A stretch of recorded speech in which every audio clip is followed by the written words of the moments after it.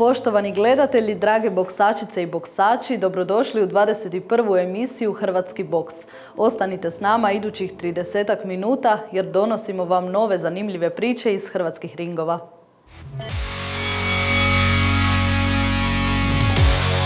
Gosti u studiju Hrvatskog boksačkog saveza stigli su nam iz Čakovca. To su trener Vanja Kostel i reprezentativac Filip Kolar. A na zagrebačkom Črnomercu posjetili smo novi boksački klub Agram. Zadovoljstvo nam je u studiju Hrvatskog boksačkog saveza ugostiti drage goste iz Čakovca, trenera Vanju Kostela i reprezentativca Filipa Kolara. Dobro nam došli. Pozdrav svima. Gospodine Kostel, osvrnimo se možda najprije na uspjehe boksačkog kluba Čakovec. Zaista u kratko vrijeme postali ste jedan od najboljih u Hrvatskoj. Kako vi gledate na ove ostvarene uspjehe?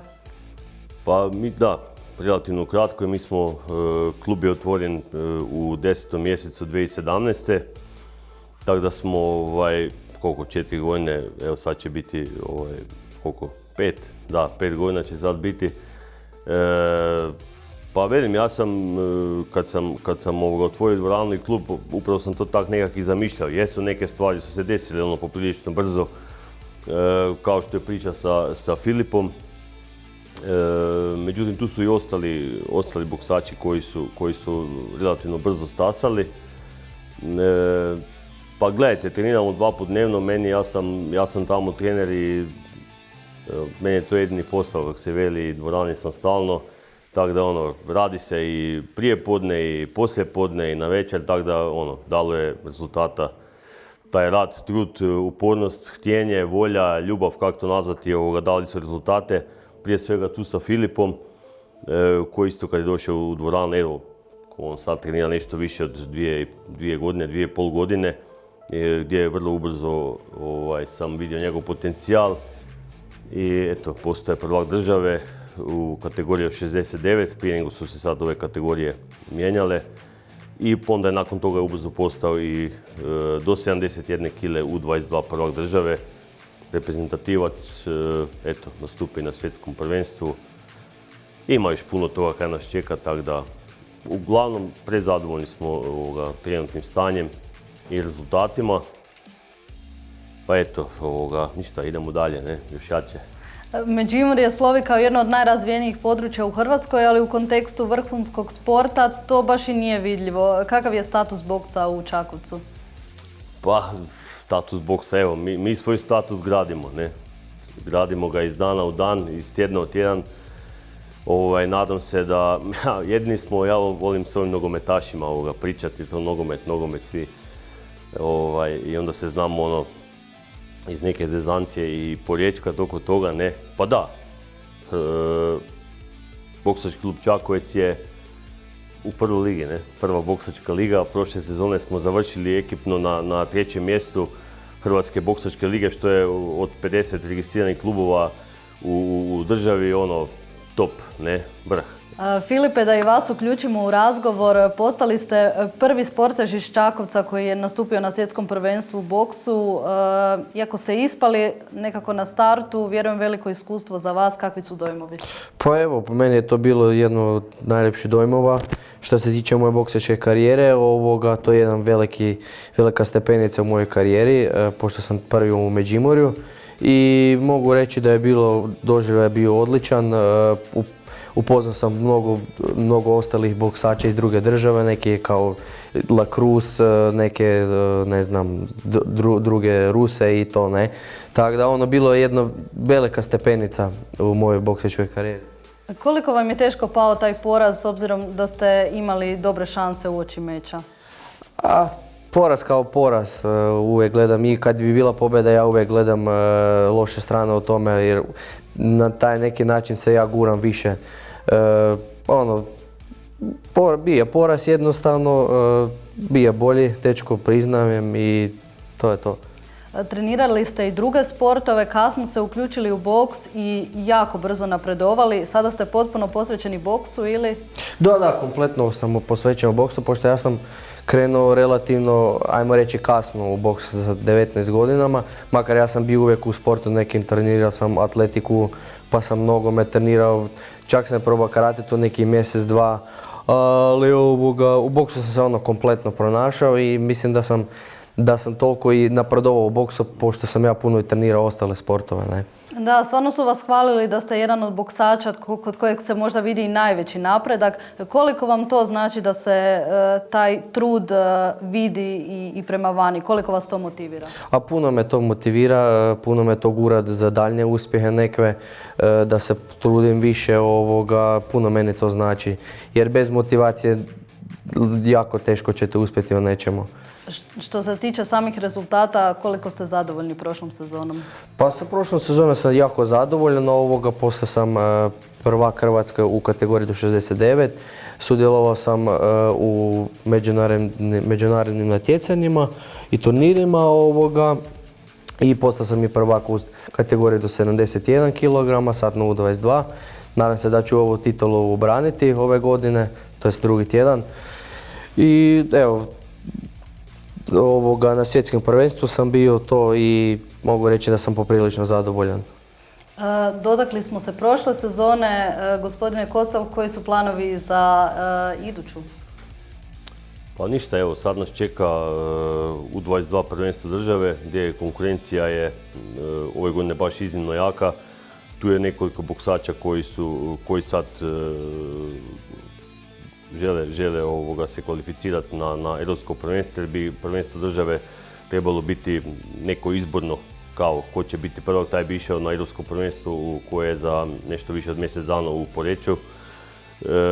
Europsko prvenstvo za boksače do 22 godine, tako da evo, ko će biti prvak Hrvatske do 22 godine, taj će ići na europsko prvenstvo.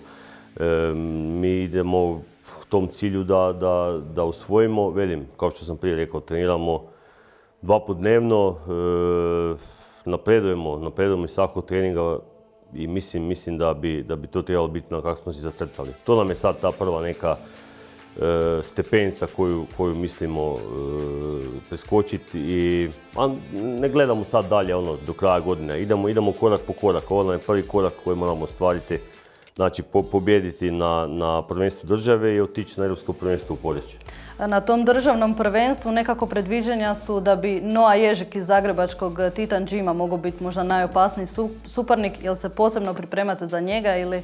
Pa ne pripremam se ja za nikoga posebno. Mi radimo po tim svojem tijeku, treniramo kak smo i prije, treniramo kak trener kaže i ne pripremam se ja baš za nikog pretežito.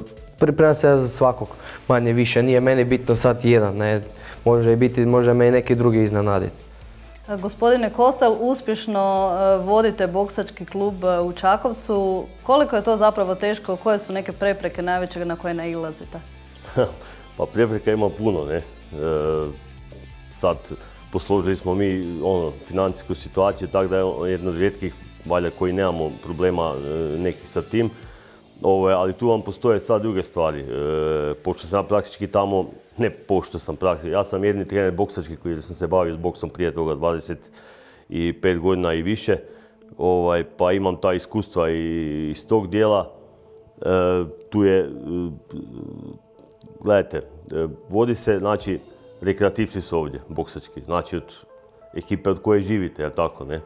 Tu su onda natjecatelji, pa tu su mlađa dječja boksačka grupa, starija dječja boksačka grupa. Treba to sve posložiti i mislim da sam sad uspijevam, jer evo, na kraju rezultati se vide.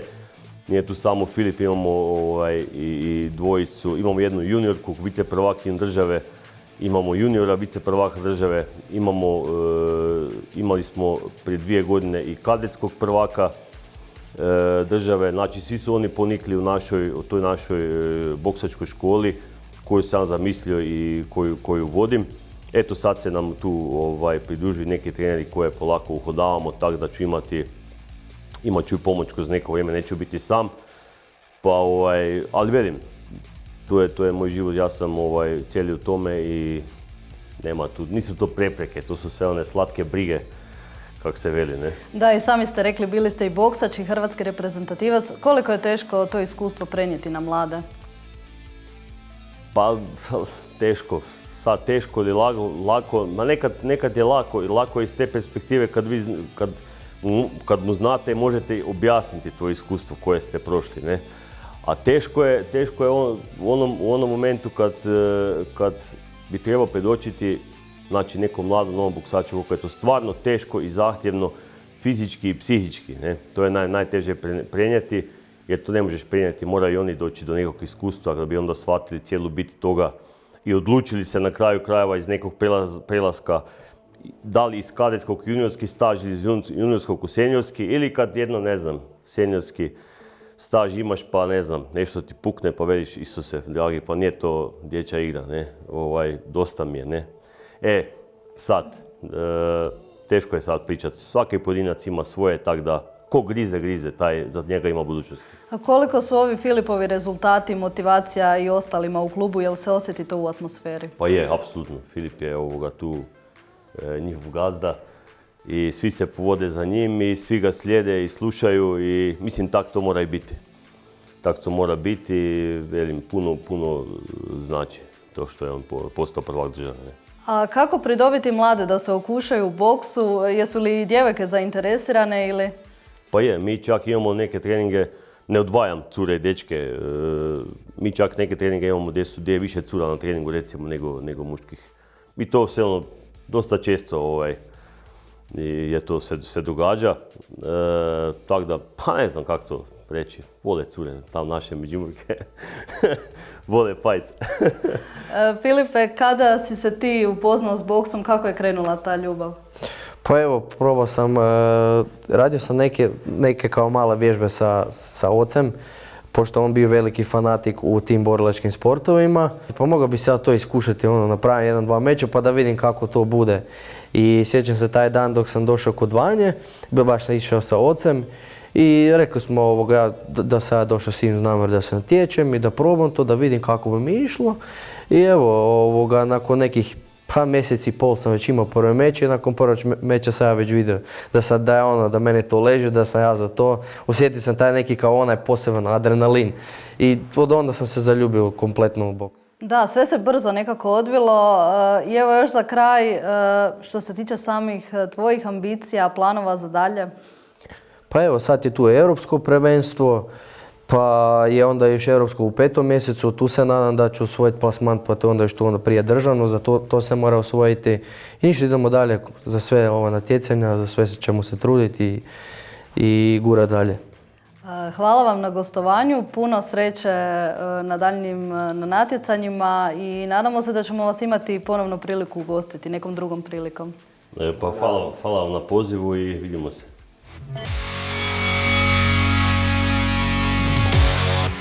Na zagrebačkom Črnomercu odnedavno djeluje novi boksački klub Agram. Već su nastupili i na prvom natjecanju u Hrvatskoj boksačkoj ligi.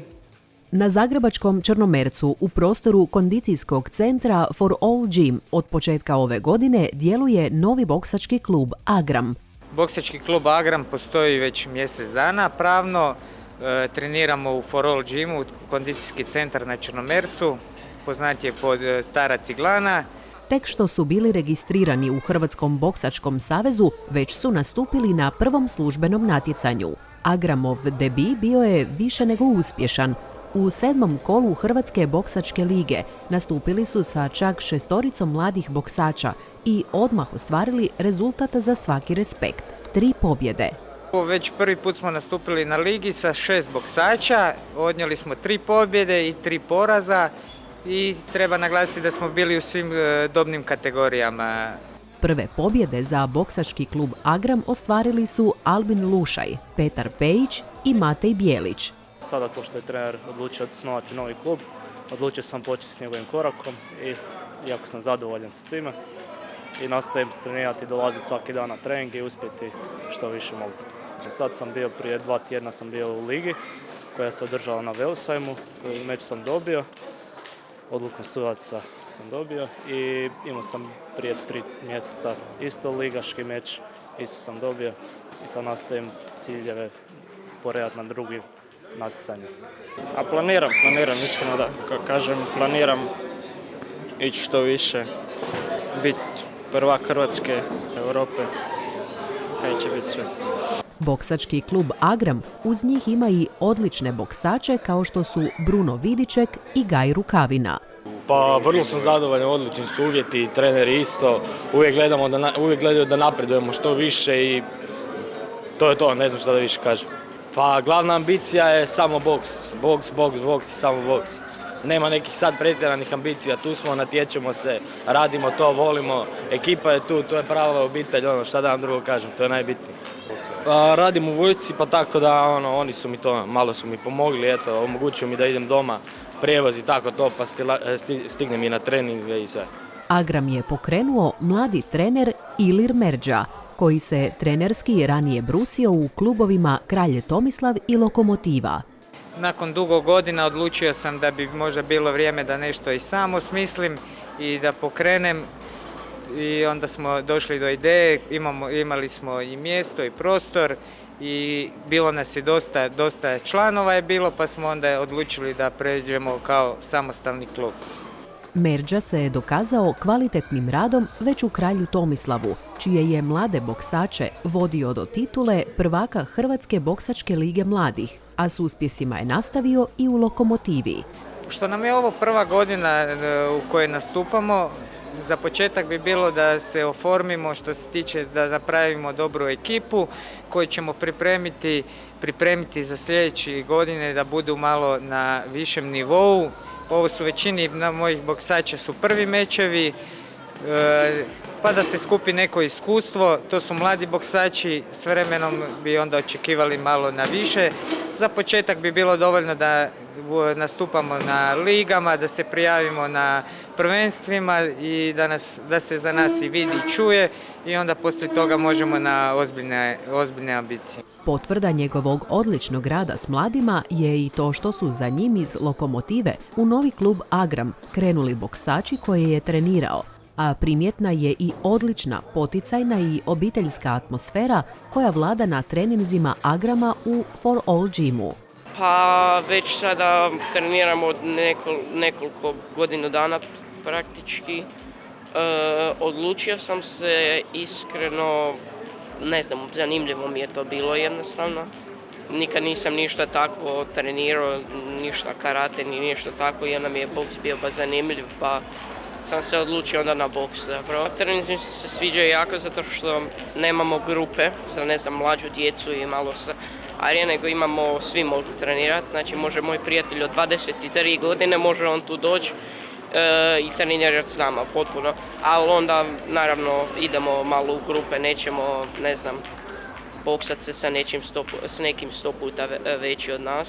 Pa što je među najtežim sportovima i vrlo je zahtjevan i nije za bilo koga. Pa samo sam odjednom htio početi i sviđa mi se, ne znam.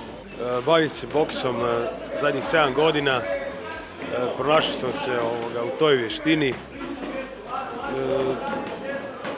Prije 6 godina sam počeo u boksačkom klubu Lokomotiva, gdje sam vidio da je to sport kojim bi se volio baviti. Onda je moj trener Ilir Merdža otvorio klub koji se zove BK Agram, pa sam naravno išao za njim. Trener Ilir Merdža, koji ponosno nosi i prvu trenersku zvjezdicu Svjetske boksačke federacije IBA, skupio je i odlična iskustva u boksačkoj karijeri koja je trajala 14 godina i u kojoj je kao boksač Lokomotive osvajao odličja na državnim prvenstvima, a bio je i juniorski i dvostruki seniorski prvak Hrvatske. Pa naša je filozofija malo da budemo kao više old school klub, da obnovimo nekakve načine na kojim se prije boks vodio, pa smo dali to ime Agram koji dolazi značenje Zagreb. Boksači Agrama u najboljem će se izdanju predstaviti i na sljedećem državnom prvenstvu mlađih seniora i seniora do 22 godine, a s puno volje i entuzijazma pričaju o narednim planovima i budućnosti ovog najmlađeg boksačkog kluba u Zagrebu. Nadamo se da ćemo ići sa 3 predstavnika. Imamo 2 predstavnika u najtežoj kategoriji što se tiče konkurencije, to je do 71 kile. Tu su Gaj Rukavina i Albin Ljušaj. I imamo u najmanjoj kategoriji imamo Vrunu Vidičeka. Nadam se da će biti protivnika za njega. Obično u tim malim kategorijama nema puno boksača. Nadam se da će se neko prijaviti pa da se i on natječe i proba ostvariti neki rezultat. Što se tiče boksa, mi nismo ograničeni ni na bilo koju dobnu skupinu, nismo ograničeni ni na spol. Ko ima želju za boksat, on je uvijek dobro došao. Ako uz dobar rad, uz veliku želju, iako je žensko, muško, nama je uvijek dobro došao ovdje da s nama druži i naravno da se natječe.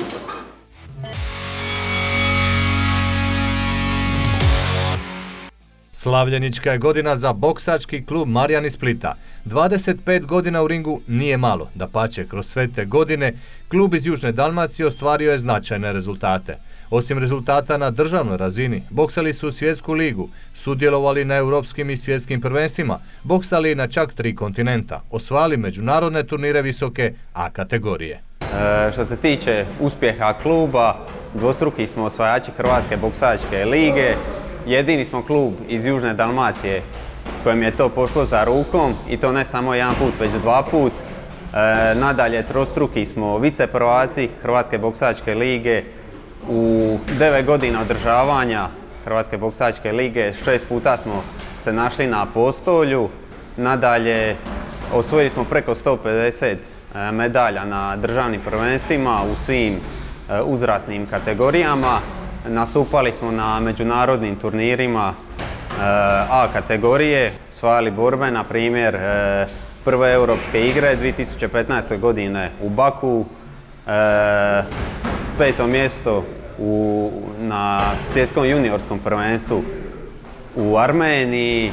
Ovoga vikenda je državno prvenstvo u Zadru. Očekivanja trenera u klubu su velika, a evo imena koja će braniti boje boksačkog kluba Marjan.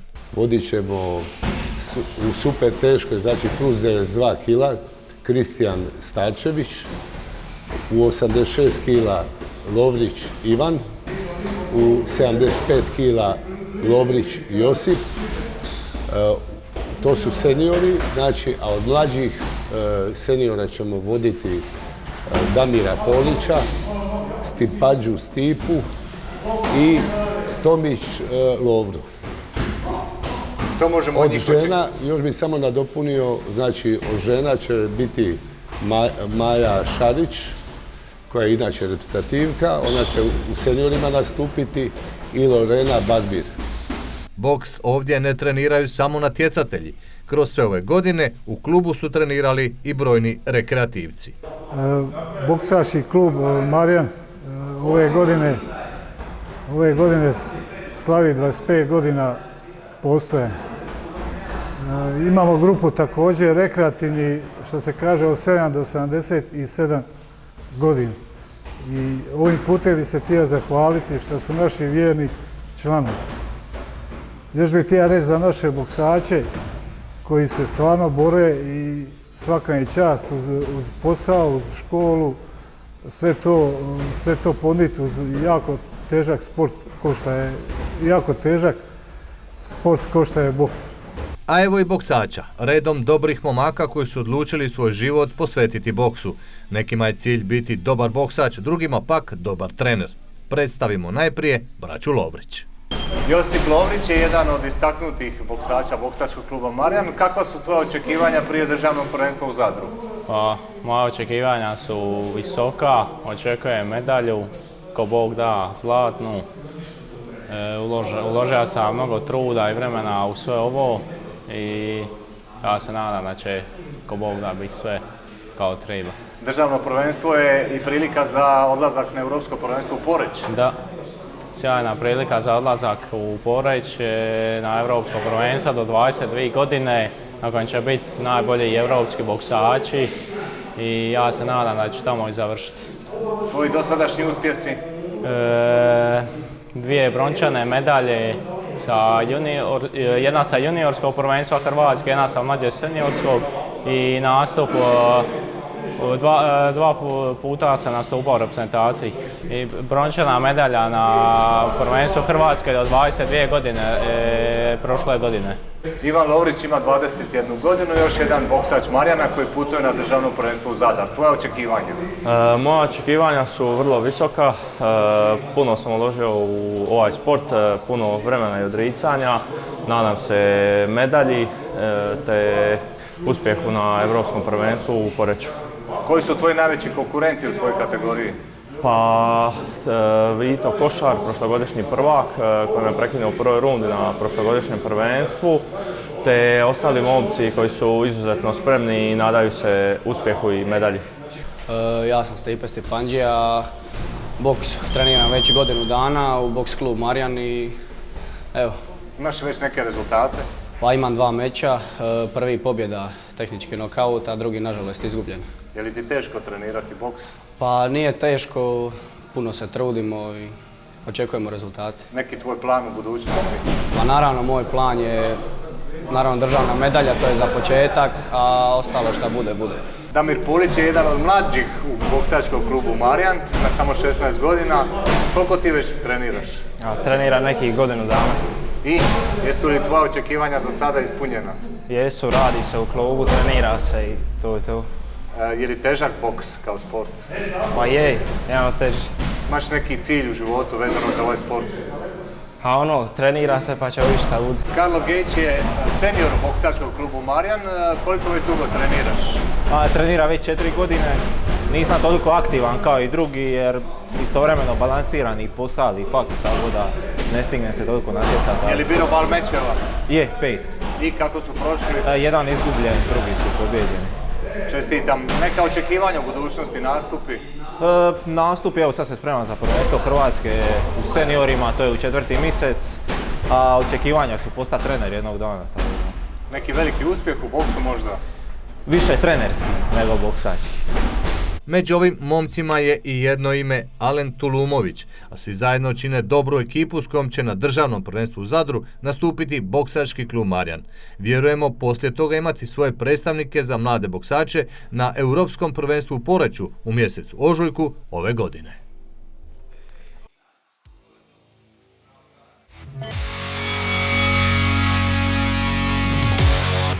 Hrvatske boksačice i boksači imali su uspješan nastup na velikom turniru u mađarskom Debrecenu, a slijedi nam i veliko prvenstvo Hrvatske u Zadru. Lijepo vas pozdravljamo do sljedeće emisije Hrvatski boks u srijedu 9. ožujka.